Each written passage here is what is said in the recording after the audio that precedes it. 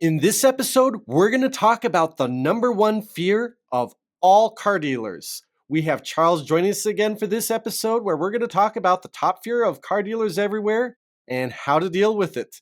Stay tuned and learn more in this episode of Down Payment.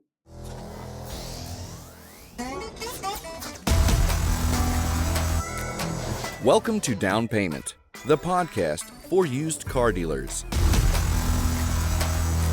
Prepare to learn something new about the industry that keeps us moving.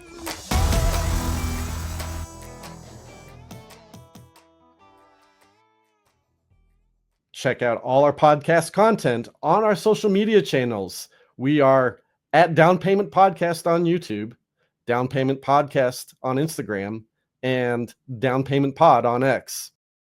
Welcome back. In this episode, we're talking about the top fear of all car dealers and people in car dealership management. And the episodes with Charles are a lot of fun. So we're going to bring Charles onto the show and we're going to talk about what this top fear is. Charles, welcome back. Hey, Ted, how you doing today? Good. How about yourself, sir? I'm doing well. You know, this topic is not only hard for car dealers, it's hard for anybody in any business. Yeah, it is. It is, especially at these times. Like there's a lot of this fear going on. And so what is that fear?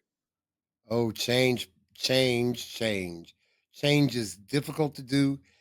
It's easy to work through if you do it correctly, but it's difficult to put in your mind that change has to happen. We love our routines. We like consistency, and we don't realize how much I there's a lot of people like, oh, I like change. I embrace change. There's a lot of that like nominal, superficial acceptance of change. But the reality is people like consistency, people like the reliability and just things staying the same. And I think people also really like the I like change, but since it's been working this way for 20 years, there's no reason to change. However, if you were to just change a little bit of how you do, you might increase all profit margins a little bit. And that's what we're in business for. yeah, you and I were talking within the last few days. We had a really good curriculum meeting, and it was really eye opening to me about undetected changes going on in your business and your industry that you don't even realize for a span of years or decades. Absolutely. From your workforce, you know, your staff changes, your people change, and some age out, new ones are coming in, and what their expectations are as the workforce versus what we're giving them. The cost of cars sometimes they go up nominally, sometimes you have to do a little bit, have to do a little work to get them done. Change is everywhere, and if we don't embrace it, we're gonna die.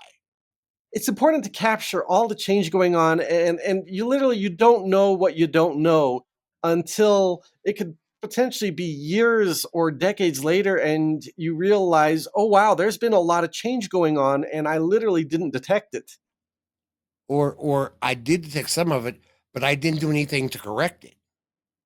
When Yeah. I look at it now, I'm saying, yes, I know those things occurred, but I didn't do anything to correct it. And that's where you want to make sure you have somebody in a position that's forward thinking, someone who can say, look what's happening and let's look down the line how it's going to affect us. And that's how we manage change. Change is, there's some managers you have that manage today. Then there are managers you have that needs to manage tomorrow and beyond because change is coming. The big picture is so important. It's why I really like the SWOT analysis as kind of a intellectual exercise to sensitize you to the stuff that's going on in your industry and Mhm. in the bigger picture because um, we've been through. We're in an industry that's had so much profound and instrumental change. The narrowing margins, the increased cost of cars over the span of decades. The increased cost of money. Increased cost of money. Absolutely. And as those things happen, we need to start looking at how we're going to manage those things which leads us to change. And Absolutely. and that's when you have to start implementing change in every avenue of your business, be it in your service department, be it in your collections department, being in your accounting department, being in your sales department. You have to be able to look at that and say, change is here, and here's the changes we see coming, and we need to learn how to manage it now. I actually, it makes me think, if you're not changing, if you are thinking that you don't need to change, things can, you have the model that works, you are following the program, that's actually a sign that you're missing something. Absolutely. And that's when one of those changes that you weren't aware of is going to happen is going to one day walk up you and punch you in the gut Absolutely. because you weren't aware of that was changing because we're doing well. If you would have made changes, your profit margins would have been higher. Your business would be more successful. And that's even after being in the business for 10, 15, 20 years, you say going back decades, if you don't adapt to change. Yeah, yeah, and we've seen it basically on every single front in this industry. There's really not a part of automotive that I haven't seen a massive amount of change. We've seen changes in our customer preferences and how they buy cars and their expectations of dealers. We've Absolutely. seen it with employees. And us and us looking at the customers thinking they're the same old customers. You know, they'll take the PT Cruiser when no, actually they're not going to. And the more competition that's out there, the more likely they're to say, I'm not taking that one. I'll go down the street. I'll pay a little bit more for the car. But hey, you know what? Because people down the street have made changes and they've understood what it's going to take to get our customers in the vehicle that they really want versus what we have to give them. Yep, yep, yeah. We've seen so much change in the buying habits of our customers. Mhm. Uh, I'll throw one for you. How about changes in the vendors and the vendor relationship and how our vendors Absolutely. treat us and expectations? Absolutely. It those change. Those are the and those sometimes can be the backbone of our business. Mhm. But if they're changing and we're not, then we're going to get behind the eight ball and we're going to be in trouble because vendors' expectations, vendors margins, everything else is they're looking at and they're changing and we're still stuck in the rut. And we say things like, we've been with these people for a very long time. Shouldn't they be doing this and this for us? No, because it's about business. It's about Absolutely, my bottom absolutely. line.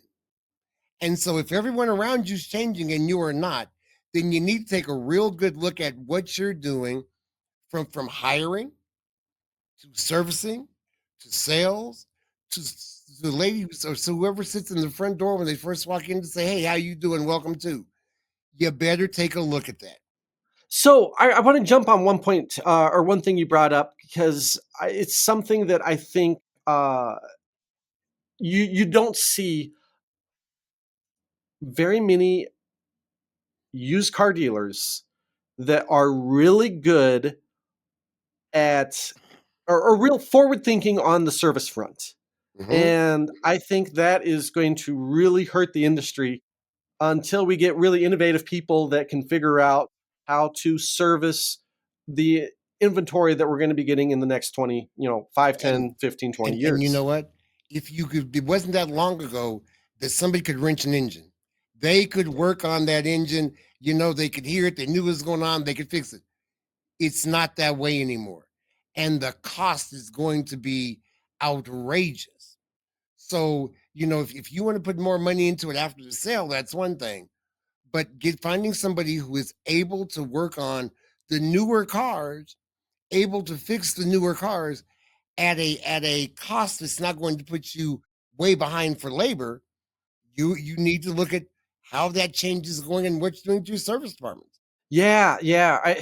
You gotta you gotta be really forward thinking to figure out how to be able to cost effectively recon the vehicles that are being sold as new cars right now because they're high technology vehicles. We Absolutely. used to always not like working with electrical. 20 years, for the last 20 years, we've not liked dealing with electrical. Well, we would try to sidestep it. We would try to send the difficult electrical jobs on to a dealer, service department, stuff like that. Now we're looking at a future where electrical is the bread and butter of what service is. because everything goes to that brain. Everything goes to that electrical brain. And the stuff like brakes, those kind of things, okay, those will be the same. But when it comes down to repairing a vehicle, you're going to have to understand how that brain works in order for that to do in order to do that. And that goes we've talked about before, training development.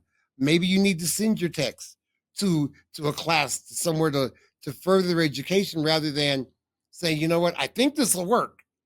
And and they leave the dealership and they call them back the next day saying, my engine's fried. What happened? Yeah. Yeah. And I think that's going to be critical in the changes that are coming forward. So one thing, it's almost like the biggest question. So we've talked about this as being the biggest fear of all car dealers, basically everyone in management in automotive. How do you conquer the fear of change? How do you get comfortable with change? By doing it. By doing you don't I don't think you start out by saying we're going to reinvent the way we sell cars. You start out with small things such as service, such as how do we collect more in collections? How do we do some underwriting? What is the small things that you change, but everybody has to be aboard on the change. From the owner to the ownership organization, all the way down to the text. Everybody has to be on board with that change. And I think that goes with communicating change, letting people know you're not afraid of the change, that we're going to embrace change. And if it doesn't work, then guess what? We'll change again, but at least we're going to try to make these changes work. And I think the way to go with that fear is simply by doing them. You start small, you have small successes, and then you move on to bigger things. I'm going to throw in another idea on top of that. I completely agree. And I think there's an important fundamental step to be able to embrace change. And that is you need to be able to detect change. Absolutely. And I can look back and see where I didn't detect change and where it hurt us. And you really need to be sensitive to changing forces within the industry, within the market, within the economy, with consumer preferences, with employee expectations, just every single aspect of your business. You got to be sensitive to what's changing because if you detect the change, if you can, it literally is your crystal ball. If you can see the forces shaping the future of our industry, then all of a sudden not changing becomes scary Absolutely. because you see where it is undermining your existing program, your existing model. And if you don't change, you'll drown.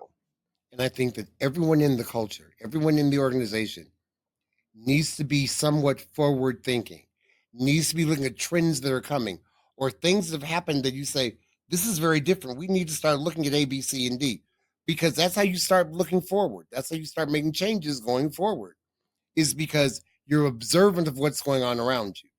If you're only going to sit in a little bubble and you're going to say, we're doing things the same way and it's okay, our profit margin's down a little bit, cars are cost a little bit more, then one day you're going to turn around, you're going to say, we're making no profit on anything because we've not made the changes we need to change going forward because maybe we didn't see those changes coming or those changes came and we said it's going to be temporary. Yeah. Well, temporary change doesn't last long. Temporary change is just a small unit of big change. Absolutely. And we have to be cognizant of the fact that the change is coming. I mean, from people who come to work for us, the people we hire now are not the same people that we were hiring 20 years ago. The same people we hire now, their expectations are higher of their employer. And sometimes in the auto industry, it's the employer that makes the rule. Well, when you have turnover, you have constant turnover, you need to be forward thinking, saying, how do we make good people want to stay for 20 years? Absolutely. And and Absolutely. and again, folks, I don't believe that changes money. You can throw money at people all you want to. I think the way of keeping them is to dealing and adapting with change. Absolutely. Absolutely. Completely agree. I think this has been a great discussion. It's something that we revisit on a lot of episodes, but we really haven't talked about it globally like this before. Absolutely.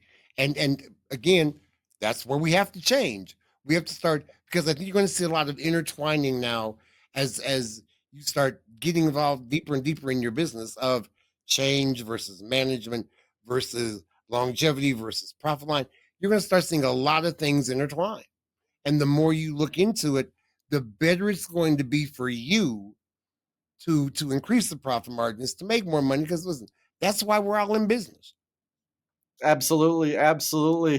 I think that's actually a great parting thought to end Absolutely. on. And thanks for coming on the show again, Charles. It's always a fun and enlightening discussion. And No we problem, look Ted. And thank you for having me. forward to having you again on soon. And with that, it's been another episode of Down Payment, the podcast for used car dealers. Check out our podcast on all our social media channels. We are at Down Payment Podcast on YouTube, Down Payment Podcast on Instagram, and Down Payment Pod on X.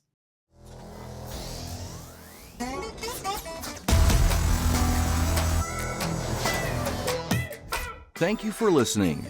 Down Payment, the podcast for used car dealers, is a production of Meta Financial Services Incorporated.